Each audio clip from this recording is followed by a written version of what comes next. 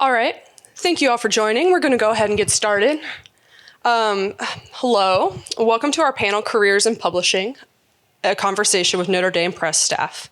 I'm the marketing and sales specialist here at the Press, and today we're going to talk about what academic publishing is, how you can make it your career, and how you can get a jump start by working for us, Notre Dame Press.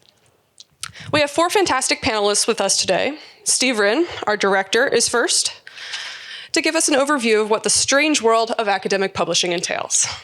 Next, we'll have Catherine Pitts, our marketing and publicity director, talk about marketing at a university press and how you can get experience as a Notre Dame student. After that, Rachel Kindler, our assistant acquisitions editor, will discuss acquiring at a university press and how her experience in an undergraduate internship helped her be ready for a publishing career.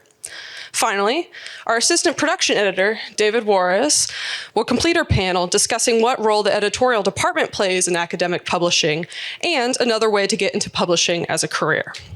Please hold your questions for our Q&A at the end, and thanks very much to our panelists. Steve, here's the mic, and take it away. And that was Steffi Hoffman, who introduced us. Thank you, Steffi. Thanks for organizing this panel. Again, my name is Steve Rinn. I'm director of the Notre Dame Press. I have been working at scholarly presses for almost 27 years. I've been director here for just over 6 years. University of Notre Dame Press was established in 1949. We currently have 15 full-time employees, and we publish roughly 55 new books each year. The purpose of this conversation, and we hope it is a conversation, please ask questions. It's not intended to be a lecture. I'll just begin by saying I studied history as an undergrad. I was working on a PhD in American history, and I had long set my sights on a career in academia, working as a professor. And as things turned out, the job market wasn't robust, and I took an entry-level position in 1995 at a commercial publisher called Rowman & Littlefield, based outside of D.C., and without exaggeration, I never looked back. One of the things I often tell people is that publishing is this wonderful sort of hybrid, this intersection of the world of ideas and research, and but it's also it's a business. It's there's approximately 125, 130 university presses in the United States, all of us different sizes with different areas of expertise. And one of the most fulfilling, one of the most satisfying aspects of being the director is the interns we work with. We work with undergraduate interns. We work with postdocs. I won't go into great detail. Again, happy to answer questions at the end. But if you're a person who loves ideas and is curious about all kinds of topics and disciplines and you're not sure if higher education is the right career path, I encourage you to do some research. There's a really wonderful group called the Association of University Presses. And this week is called AUP Week. It's a celebration of what we do and the impact we make. So you'll hear some specific stories from my colleagues about how they, entered publishing, and why they enjoy it, presumably, and with that, again, welcome, and thanks for coming out, and please help us help you. We'd like to be a resource campus wide, not just to faculty, but also to students. Okay, thanks.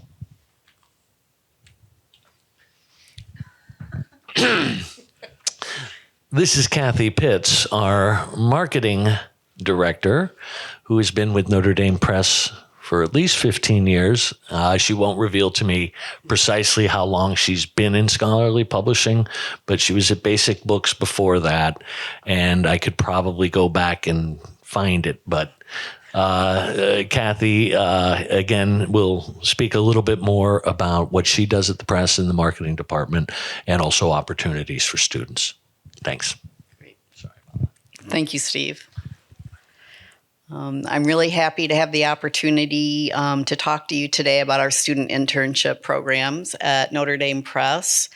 For over a decade in the marketing and sales department, we have sponsored student interns, and we've had 2 undergraduate interns each semester, and they usually work 8 to 10 hours a week, which seems to work well with their other activities and with their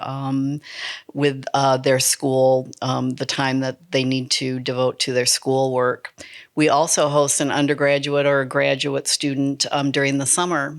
And these positions usually are about 20 hours a week, and they last for 8 weeks. We worked with 2 students last year when everyone was remote, and we ran the internships completely remotely, and they worked out pretty well. The students did some really great work, but we hope we don't have to do that again in the near future. Our marketing and sales students have gone on to positions in New York publishing firms such as Wiley and Penguin Random House, which has been in the news recently. I'm sure you've heard about it. We've also had students go on to Commonweal Magazine and the NYU Publishing Institute. I also attended the NYU Publishing Institute and ended up getting my job at Basic Books while I was there in the city. But I was just talking to a student that we've had for a couple of semesters, and we think that the amount that she has learned through her internship that she probably would not, that it wouldn't be that favorable for her to attend the NYU Publishing Institute, that she could probably just get a job with the experience that she has gained. As far as university presses go, we've had students go on to Wesleyan University Press, and our 5+1 graduate students have gone on to Ohio State University Press and the University Presses of Florida. We have a great track record of our graduates finding entry-level publishing jobs with either trade firms or university presses. Most students, when they envision a career in publishing, they want to be an editor. However, there are a lot of other fields in publishing like sales and marketing, design, production, business, and IT that are creative, challenging, and critical for a book's success. A book has to receive attention and it has to sell. If people don't hear about a book, it won't sell. So the goal of marketing is to get a book in front of its target audience so they'll consider buying it. The goal of sales and distribution in publishing is to actually get the book to your audience via a bookstore, online purchase, a library selection, or an ebook purchase or rental. So how do we do this? Some of the processes, duties, and activities that sales and marketing employees do in publishing companies are: we write press releases and create press kits. These are created and sent to book review editors at various publications like the New York Times Book Review, the New York Review of Books, the Wall Street Journal, Publishers Weekly, and hundreds of other publications. We are pitching the book to these reviewers and trying to get them to review it. We also organize author events at various venues such as independent bookstores, the Hammes bookstore here on campus, Libraries, university departments like the English department at Notre Dame or the Nyu Institute for Asia and Asian Studies just did a fabulous book launch that we co-hosted with them, as well as we try to get authors to do events in restaurants, churches, synagogues, really anywhere the author can gather some friends and fans and generate some attention for their book. We also pitch and schedule authors for podcasts, radio, and TV interviews. We are always looking for obscure podcasts on subjects like the Underground Railroad, philosophical ethics, or LGBTQ history, etc., with hosts who are going to understand our books and talk intelligently with the authors about their books. We do a lot of social media campaigns to sell our books and generate interest in the authors, books, and book events. We're currently on Twitter, Facebook, Instagram, and moving into LinkedIn for long-form pieces. These platforms require the creation of a lot of text and a lot of artwork that we have the students prepare or the interns prepare. Awards are also very important. They increase a book's visibility, expand a book's marketability, and solidify an author's credibility. So we spend a lot of time nominating our books for awards. And marketing, the interns and the people in the field also collect blurbs or endorsements from influencers, authors of similar titles, and experts in the field. They collect copy or metadata and jacket copy also. These descriptions are sent to Amazon, BarnesandNoble.com, and hundreds of other online vendors. This metadata and sell points are written and presented to our sales reps, who in turn visit bookstores in the US, Canada, and Europe. And the bookstores then order our books and sell them to their customers. We produce book videos, and these are created before a book is released to give a taste of what the book is about. And they're similar to movie trailers. We also handle exhibits, which are similar to trade shows and often occur at scholarly meetings, which I'm sure you all are familiar with. Our editors use these meetings to acquire books, and we also sell books at them. A number of those have moved online. We do those virtually since COVID.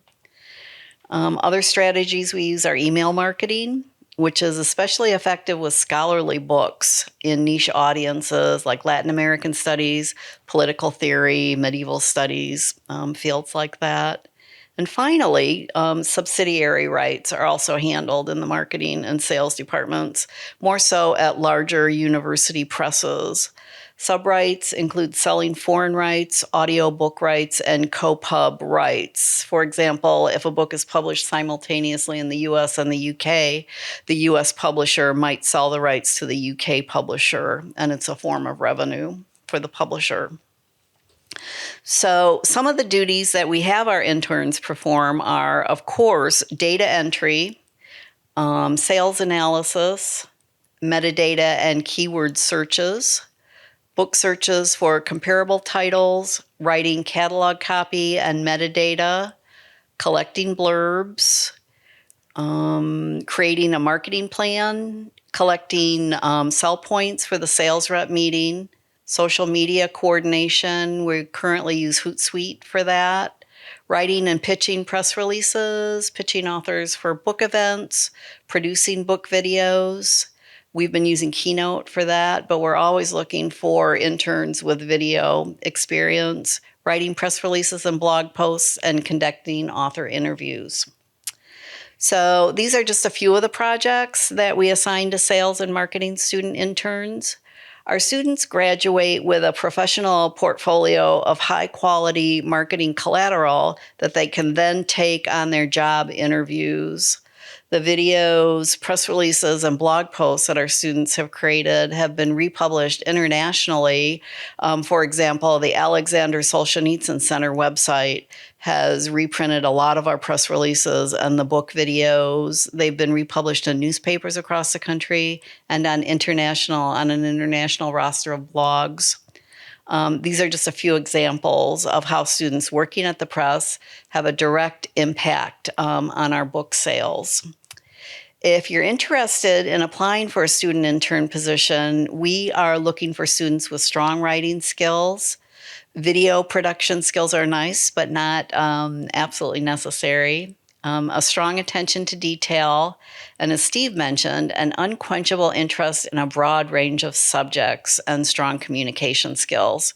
We don't expect the students to have all this experience, but we're looking for an aptitude and a desire to learn new things.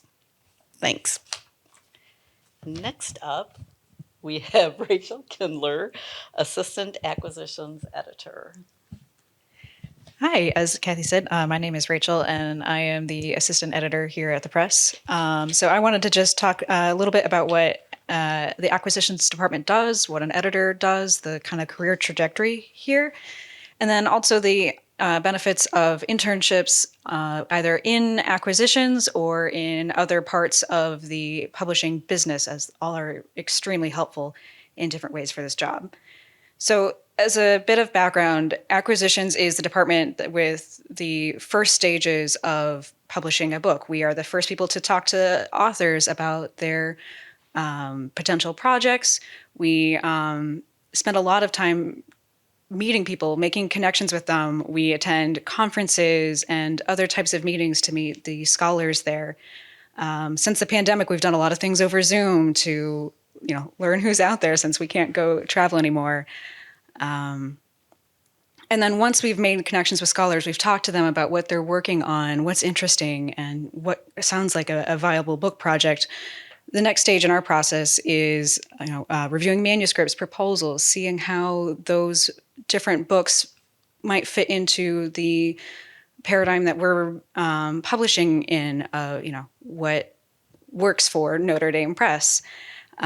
There's also a ton of different types of tasks that we do, like evaluating the potential sales and marketability of books. We work a lot with our colleagues in marketing and sales on those types of projects.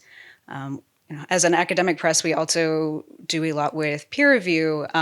As an acquisitions editor, you're in charge of getting your book out to several different peer reviewers, collecting their reports, and then working with the author if they have any suggestions for revisions, and really using their input to help make sure that the book is as sound and the best that it can potentially be.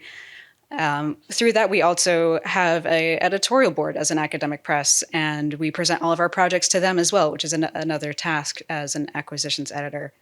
Some other things that we work on are negotiating contracts and also things as manual as preparing the manuscripts for copy editing and production.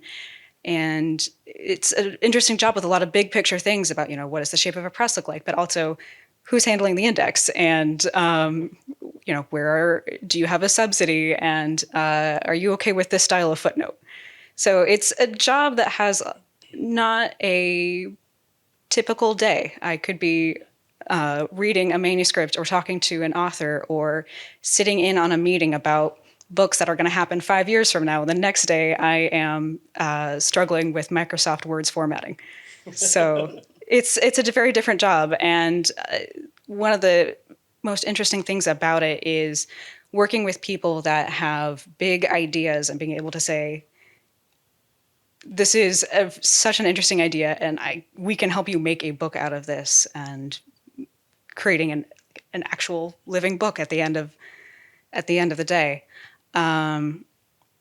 One of the other big things about this job is it's a very project management heavy job. So, if you are interested in working with people and working with people that have a ton of different types of goals, and figuring out the ways to best meet everybody's needs, this is a fantastic job for that kind of thing. And if you're interested in a job that deals with a lot of different types of topics, like a typical editor has not just one area of focus, but several throughout the press. So you could have your one big list and then several other things. So having the ability to find something interesting in a variety of topics is also really important. This career path within publishing has several different levels, and the entry-level positions are usually called either an editorial assistant or an assistant acquisitions editor. And various presses talk about how to define their roles in different ways. For Notre Dame Press, what I do here is part of my job is assisting Steve with his lists in political theory and political science.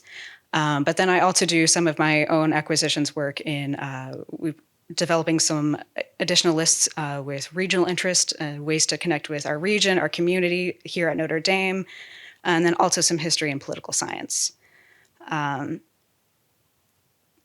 The other thing that I really wanted to talk about today is the importance of experience for getting a job in publishing. The easiest way to sell yourself to a employer is walking in and being able to say, I already know almost entirely how to do this job. And what I don't know, I can help you figure out together.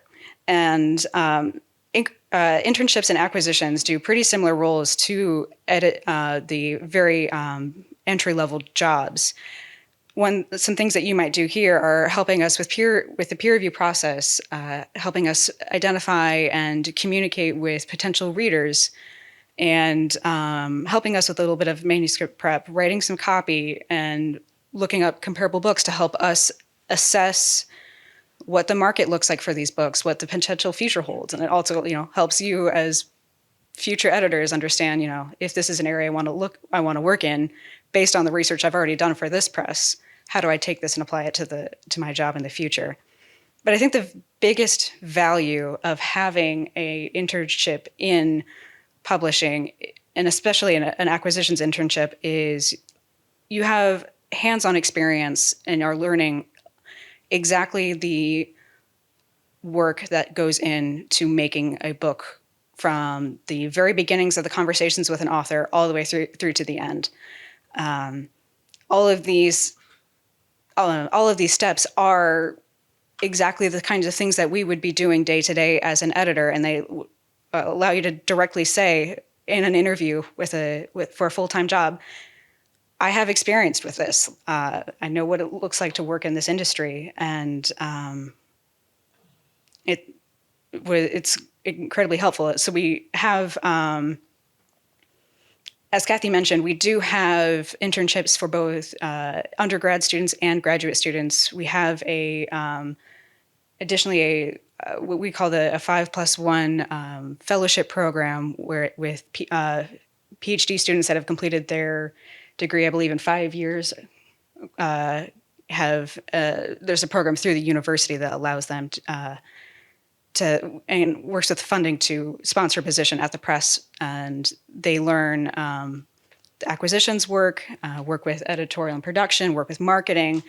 And that was my last point that I wanted to bring up too, is I didn't come through a acquisitions internship to get to my job.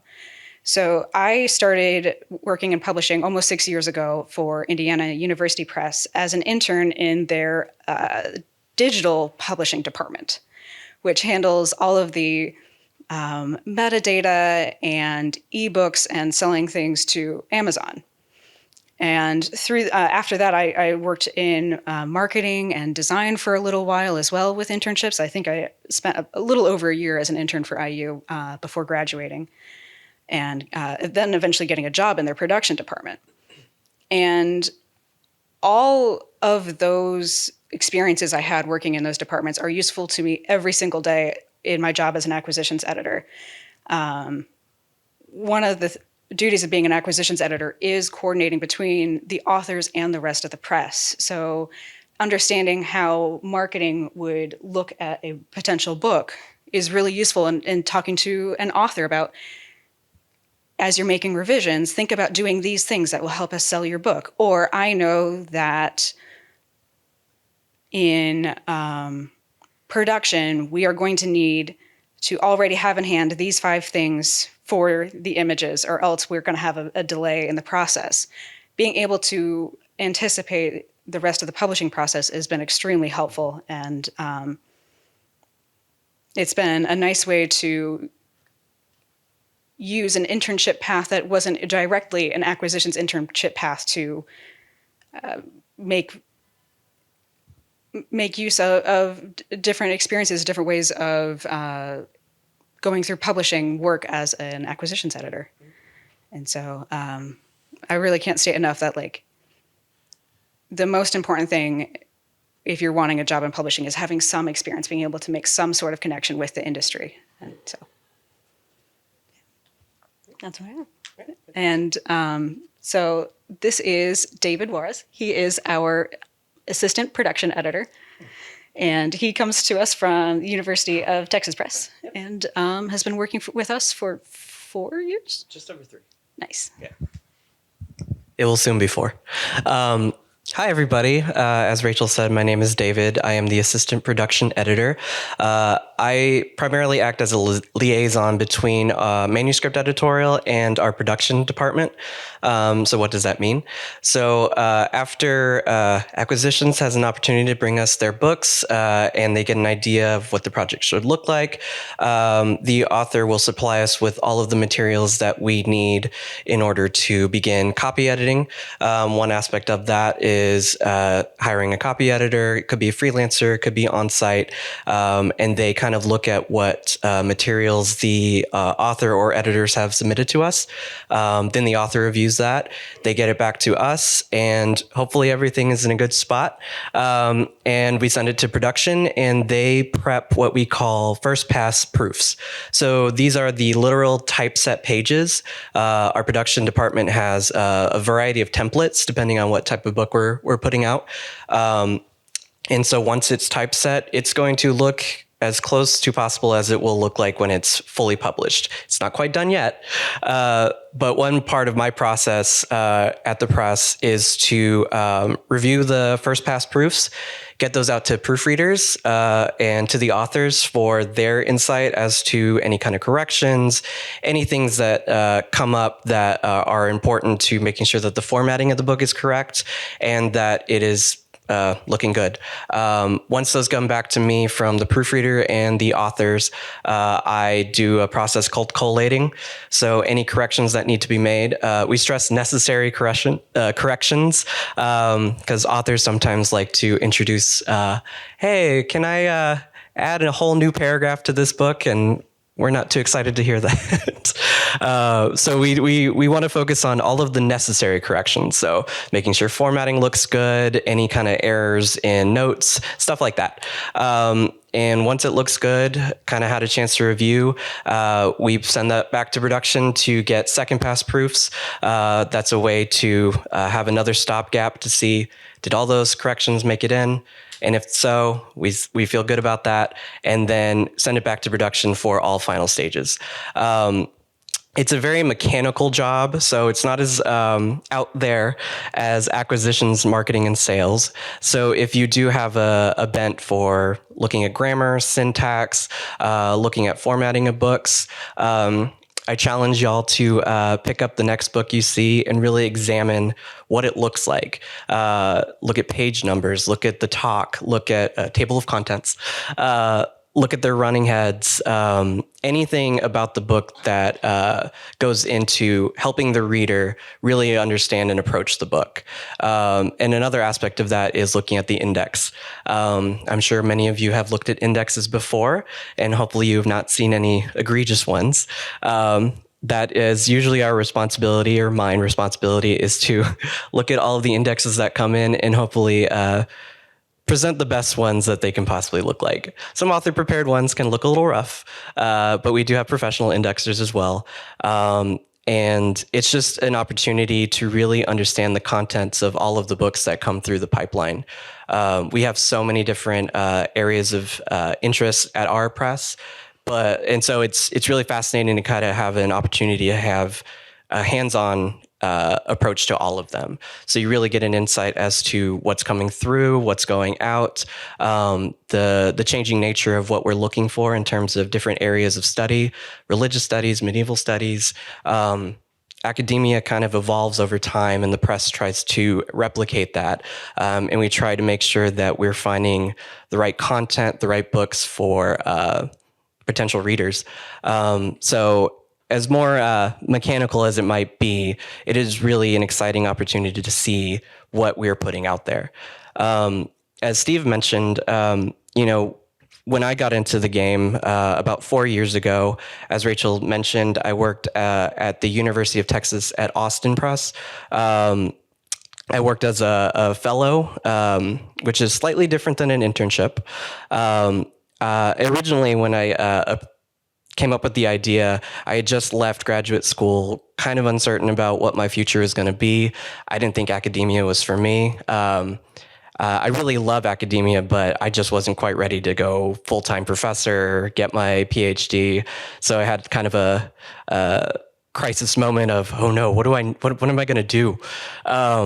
But what was really fascinating is that an old professor of mine who I really appreciated and really adored sent me a link and said, hey, UT is looking for a fellow in publishing.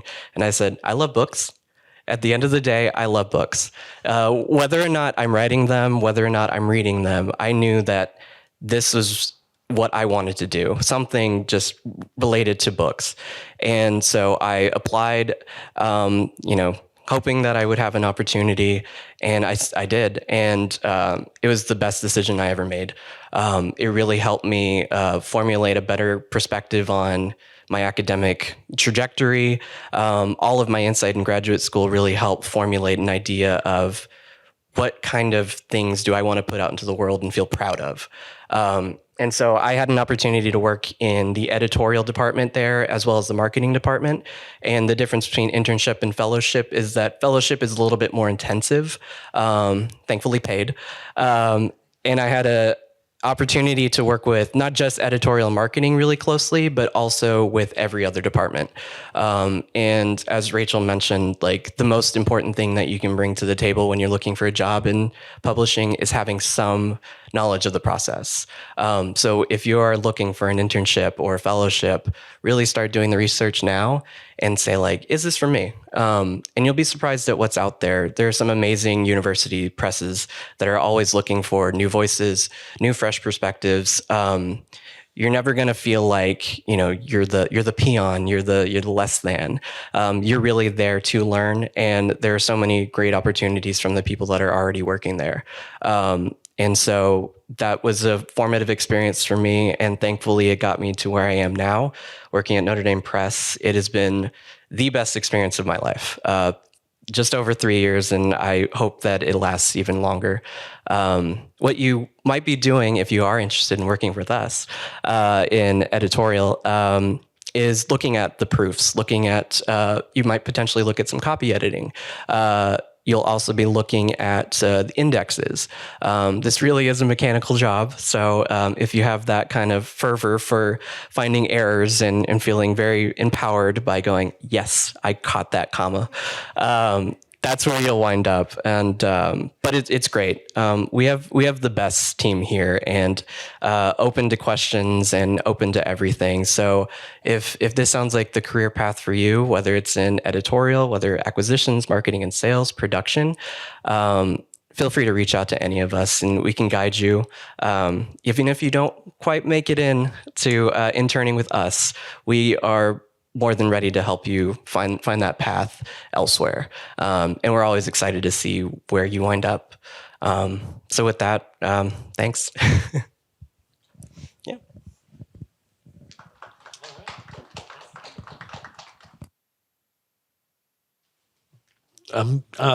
Thank you.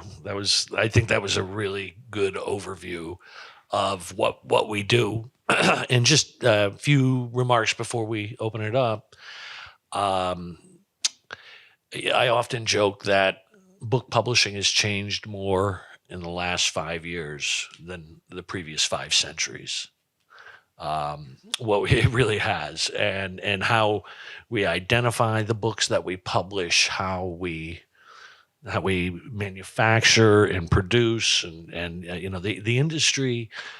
And I hesitate to call it an industry or a business because, again, it's this hybrid of something else. The goal, in short, of what we're trying to do is we're trying to preserve and disseminate the best scholarship for posterity. Right? Our mission, our goal, is to produce books that contribute to human understanding long after we're gone. I mean, we have that kind of idealism when we publish books. Another role we have is we represent Notre Dame to the world. Our books are translated, they're reviewed, they're discussed globally, and we represent the mission of Notre Dame. And every other university press does the same for its host institution. But it is, as I think, you got a snapshot here, it's a very vibrant, very creative, very collaborative group, not just here at this press, but across all publishing. And just to sort of clarify, because it is a conundrum, but I've been doing this, again, close to 27 years, and I will, post for a vacant position. And people will come to me and they'll say, I love books, right? And I say, well, that's mandatory. But, can you help us write a good press release, right? So that's what to clarify on that hybrid, on that intersection I'm talking about. There's a mythology, I think, that surrounds publishing. We go out for 3 martini lunches. I do. No one else here does. No, I've never had a 3 martini lunch. I don't think. And but I'll pack up a box of books to save and carry it on an airplane to save $200 of shipping. Right, that's what we do. We're a business, and it's an apprenticeship. Okay, so a lot of people, and I'll end with this point, is no matter the level of education or the degree, it's very difficult to skip into a higher level because you're learning a new business. It's important to have that background, liberal arts or but the notion is that the conundrum is if you want to get your foot in the door at a publisher, you need to have experience at a publisher. Because what we look at is, okay, this person has actually made a commitment, a personal commitment of time and energy to investigate what publishing is like. And I'll just end by saying it's, the people who succeed and love it the most are the people who view it as a true profession, not a job, but something bigger than yourself. And with that, I'll thank my colleagues and encourage any questions.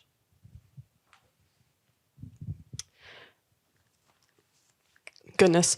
If you have a question, please let me know. I'll come to you with a mic. As you ponder a question, raise your hand and wait for me to scurry over to you. I do have a question for our panelists. Aside from Notre Dame Press and all of its internship and graduate student opportunities, how, if I were looking to get into publishing, where would I look? What sites might I visit?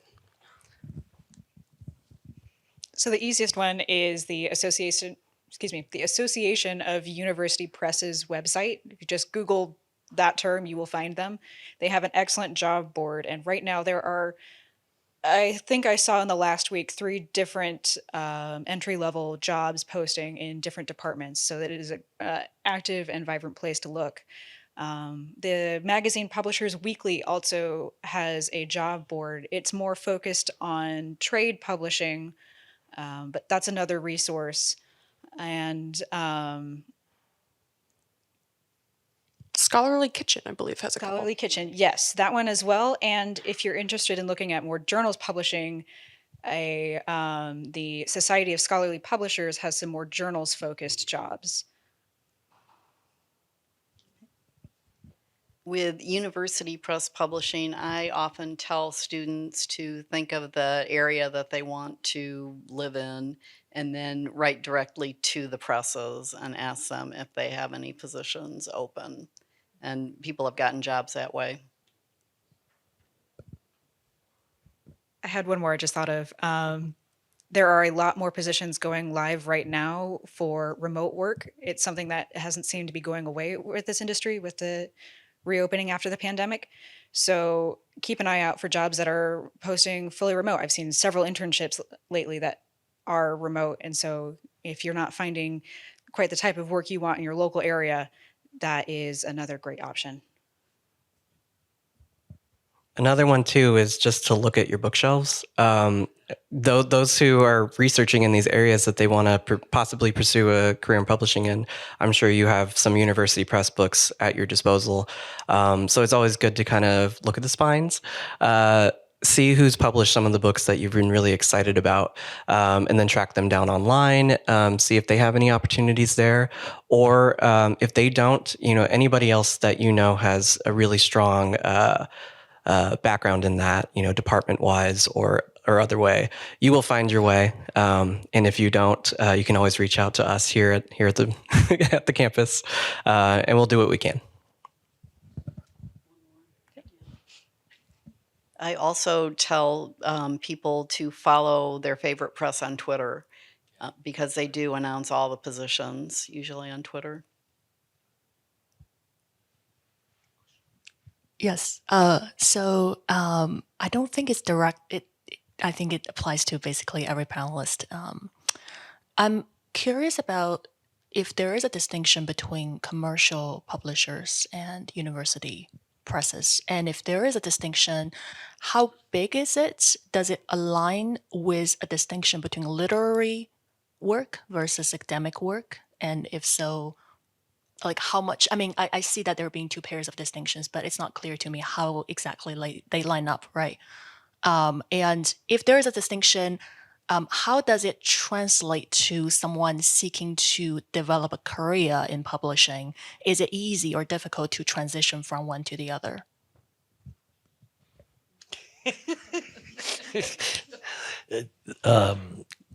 Fabulous question. And they handed it to me because the mic to me because I started in commercial publishing. And there's a lot of differences and there's a lot of overlap. In short, a commercial press operates a commercial press must be commercially successful. The vast majority of university presses are subsidized to a degree by their host institution. The notion of a university press being that many of these books don't have a broad audience, right? They're very scholarly, they're very academic, but it's kind of, they contribute to larger conversations, but in and of themselves, they're not really profitable books. In fact, many of the books we publish don't generate the revenue it costs to actually publish them. So most of us are dependent upon funding from our host institution, and that allows us to it gives us a freedom from, a pure sort of market evaluation. And what does that mean? One example I give about the vitality of university presses is on 9/11, to my knowledge, there were only 2 books in English published about Al-Qaeda. And they were both by university presses, both written by academics, and both had sold roughly a few hundred copies. They were intended for other scholars. Well, on 9/12, everyone wanted to know more, right? Those books didn't exist because there was a market. They existed because they were a contribution, and thank God we had them. So that's kind of an example of what university presses do differently. Now, as a person who worked in the commercial world, your fidelity, and there's nothing wrong with this, but the fidelity is to the bottom line. It is to profit. And every book must generate the revenue and a profit beyond what it actually costs to publish it. So every decision you make at a commercial press is, can it make money? At a university press, we have a more hybrid model. We need books that make money. Go out. I encourage all of you to go out and buy lots of books. Thanks, But what you will see there is, yes, that was okay. Good. Okay, I earned my meal. The fact is, what you'll see at most university presses is a combination of very scholarly books, but also books with greater sales potential that help subsidize the publication of the scholarship. It's a strategy. So, what does that mean in terms of entering into publishing? It's essentially the same skill set, right? You're going to learn how the publishing business works, whether you're at a commercial press or a nonprofit. But the kinds of books you can publish will be very different. Does that answer your question? Yes. No. It sounds like we've met someone who needs to come by the press and have a longer conversation. But yeah, no. But I wanted to make sure. Yeah.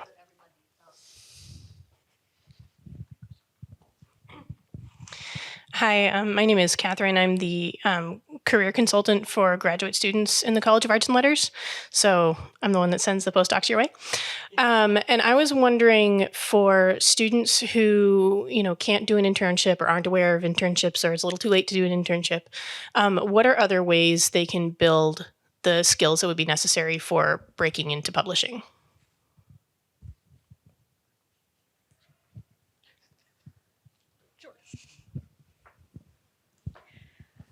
I would say that a lot of the skills you build in publishing do have correlations with other industries besides just publishing. Like I said, my job is a lot of project management and a lot of working with people. And so highlighting those kinds of skills to a publisher is just as good. And also researching the kinds of publishing that you would like to do, the industries that you're interested in, the subject areas, so that even if you don't have the direct hands-on knowledge, you at least can show that you are interested in this kind of career. And you'll do some of the legwork that's necessary to learn the kind of a bizarre industry in some ways, and still building opportunities even if you don't have the direct opportunity that we've talked about.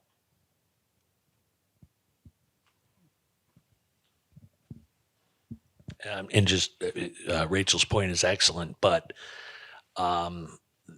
if you have, again, if you can't get an internship in publishing or an entry level job, but you're curious or interested in ultimately doing that, as Rachel said, just to reinforce, there are a set of kinds of skills that we look for, not just in each. Well, you better be detail oriented if you're doing what David's doing. He's the last set of eyes on a book before it goes to print. And if there's problems with the spelling or the grammar, or that's, but in general, what we're looking for are people who can juggle multiple projects, right? If you come to me and you can say, listen, at any given day, I'm working on aspects of 12 different projects.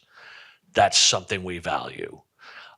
Communication skills sounds cliched, but if you can write and speak, to the needs of the books and your colleagues, we're not siloed. In fact, one of the things I love the most about working with this group here at this press is everyone sort of knows what everyone else is doing. All right. And so I just, I try not to, I don't want people to think that it's siloed or that there's one certain set of skills, but we've had interns, come and they're invited to every meeting, cover design meetings, title meetings. And we've had interns come up with brilliant titles. They're just sitting at the table and they piped up. Right. So again, I hope that answers the question. But yes, there are other things that can lead to a career in publishing. Yeah. Hello again. What I wanted to contribute there is that as somebody who had a completely different mindset about what my career path was going to be going into graduate school, like I thought I was going to be a full-time professor, working to get tenure, the whole 9 yards. And then got a little freaked out, wrapped up my master's, and then I was in a crisis mode for years. I worked retail, I worked at Target, worked at Half Price Books, really just trying to find my way through life and try to get back on track and figure out what did I want to do full time. And so stepping away from it and, doing things, I guess, in an opposite kind of way. I didn't really work while I was in school. So it was kind of, didn't have that kind of skill set. But in all honesty, I got a lot out of my retail experience. Like you will find your way if you are passionate enough, if you have enough strong will to get through. Because working retail is all about personality. You got to be able to sell what's on the shelf. You got to be able to talk to people, even if you're not ready to talk to people. The sales aspect of working the register, all of that plays a part in weird ways connected back to publishing, especially academic publishing, with my weird hybrid background of being like academics, and now I'm getting this retail experience. And then, oh, look at that. There is a prime opportunity to work in academic publishing that kind of brought together these disparate things in my life that gave me purpose, that gave me a reason to kind of keep going. So, literally mine came out of the blue. I encourage y'all to be a little bit more proactive. Hopefully you don't spend too long away from it if you're really interested in it. But if I can do it, you can do it. I fully believe that, and I fully put that out there, that if this sounds like the job for you, the industry for you, there are opportunities even later in life to kind of come back to it. So never feel discouraged, never feel like you're ever out of the game or ever out of the opportunity. I think it really does come down to, what do you want to get out of it? Manifest, bring it into reality, make it yours. I fully believe in all of you to make that happen. And I wholeheartedly agree with what David just said. Another thought occurred to me, which is there are publishing institutes. Kathy had mentioned Denver Publishing Institute, New York University Institute of Publishing. There is curricula out there, and there are publishing institutes. And they place, people in great career tracks. But with that being said, the difference is it's a coursework internship model, and you're paying for it, right? You're going for another degree or certificate. So it is another way of doing it, but you can also, there was a time earlier in my profession when it almost seemed like you needed to go to one of the publishing institutes or have coursework in publishing. I would say that is not. I don't think that we have anyone currently who went to a publishing institute. We've had a couple of interns who've gone on to it afterwards and then gotten jobs after that. But in terms of the current staff, I don't think anyone attended a publishing institute. But that's another option. Perfect. I was going to say we have time for a couple more questions.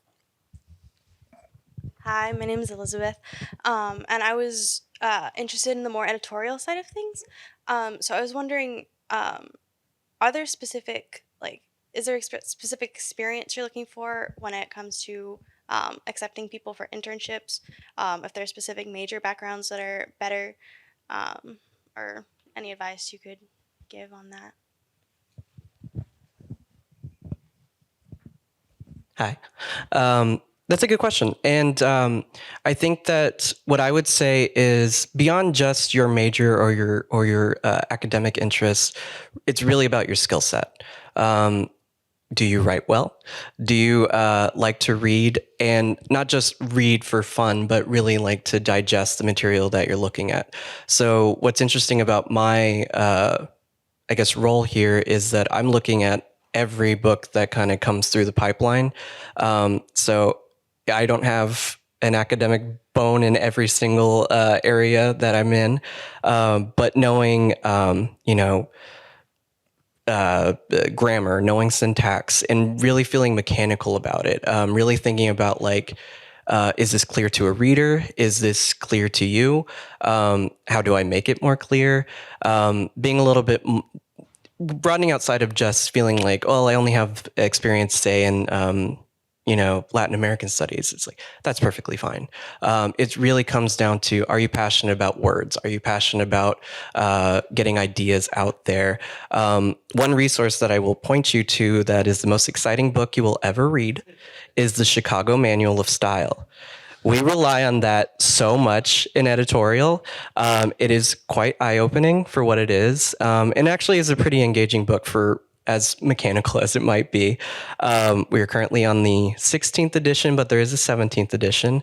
So I encourage you to at least take a look into it. If any of that sounds interesting to you, it honestly is a very useful tool, and know that you can be in this position for years and still have questions.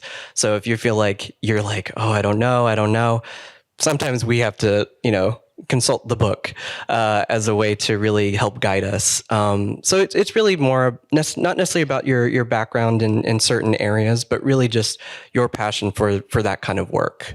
So if you're very detail oriented, if you're very particular, and as I said, I encourage you to take a look at the books on your shelves, the books from other university presses or from ours. We have many available right there for you today. And looking at the structure, the foundation, really gives you an insight as to keeping a good eye out and being able to read the book in a more professional way to say, does this sound good?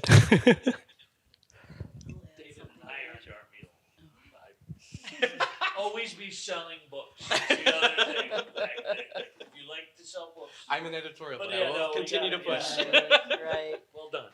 Thank you. The industry has been under some criticism recently for not being diverse enough. So one thing that we've been doing at the press is looking at different departments, not just the English department, to bring on interns and students. So that's something that I think that other university presses and commercial publishers are doing also. And on that point, and maybe this is the subtext of the question, I think there is a presumption that you must be an English major, or you must be a history major, or you must be in the humanities or social sciences. And David's point is your skills, your abilities, your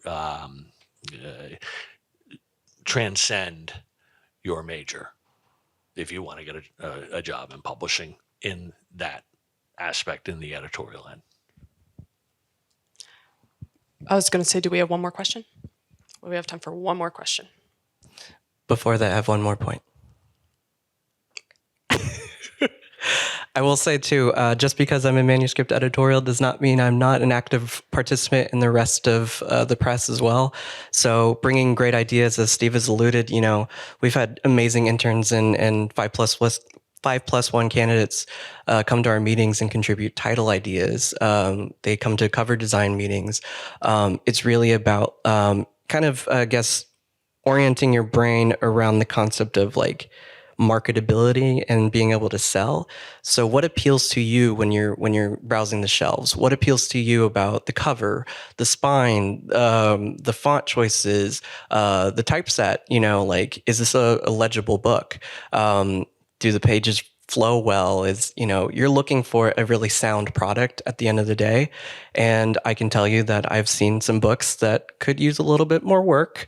But because I know that, I'm able to see what we are looking for here at Notre Dame Press, working to find the books that, even if it's not necessarily a subject matter that I like to read all the time or know a lot about, just being able to know that that is a good-looking book. And what about that, initial reaction? Why do I think that? It's because you're looking at the way the title's set, everything. So you're thinking beyond necessarily just the mechanical. Yes, the day-to-day is very on the ground floor, looking for commas. Literally, commas are the bane of my existence. But other than that, you are still part of the team. So it's good to think about, just because you're going to be looking at the project on a day-to-day basis does not mean you're going to be not interacting with your colleagues.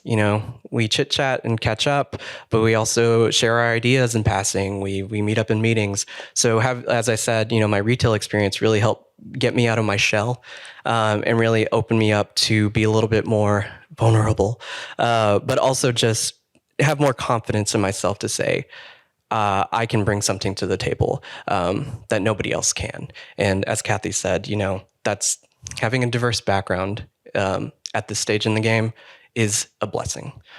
So never feel like, I'm not an English major, I'm not creative writing. It doesn't matter. As long as you are dedicated to the team, you're there. Last question. You're not hugging. Oh God, I have like so many questions. I'll start with a simple one. So I think Steve earlier mentioned that we publish 55 books on average a year. Now, how big is that number? And I think the question actually bears on what David was saying earlier, namely that I get the sense at the University of Notre Dame Press here, there is a sense in which even though everybody has their own job, there is nevertheless a kind of unity where you do participate in other fields as well. Now, how representative is that experience in terms of university press work? And how big is the staff, actually, if that's like not confidential? It comes to me again. Information? These are great questions, and thank you. And you said that was simple. I respectfully disagree. It's a rich question. Not quite sure how to start. Let me try and answer it by giving you details. Every meeting is open at this particular press to everyone. It's not a command performance. You're not required. But if David comes to a meeting and David has suggestions for any aspect of how we publish a book, we're listening. And we don't say, you comma guy, quiet. Pipe down. Well, actually, I've done that once or twice, but I was kidding. No, everyone. I loved how you made that, from retail into, that comfort speaking ideas. So there are 15 of us. We do about 55 books. We're a mid-sized press. There are university presses that do as few as 5 or 10 books a year. There are some that do, Oxford and Cambridge University presses are global. There are thousands of books a year. So there's presses that do 200. And so there's no set size. The other thing that great question. We're not here to publish Notre Dame faculty. We're actually publishing the faculty at other institutions. People in the humanities and social sciences need, for the most part, to publish a peer-reviewed, editorial board-approved book published by a university press, not a commercial publisher. Although some commercial publishers will get you tenure and promotion, but we're totally linked to the entire sort of ecosystem of academic merit. So that's, but in terms of, our size, I'd say we're a mid-sized press. I think we have ambitions to become somewhat larger. And I forgot what else you asked. I don't even know what I asked. I feel better. I work for NPR, the Notre Dame Philosophical Review. Yes, okay. We get books from Notre Dame Press itself. We also get a ton of books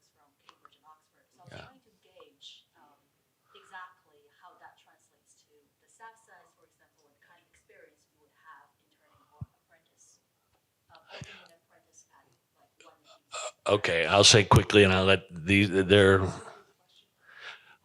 Oh, you have to repeat the question. I'm not going to repeat the question. She said, "What I think the question was, in a nutshell, is the experience at a smaller press different if you're interning or entry?"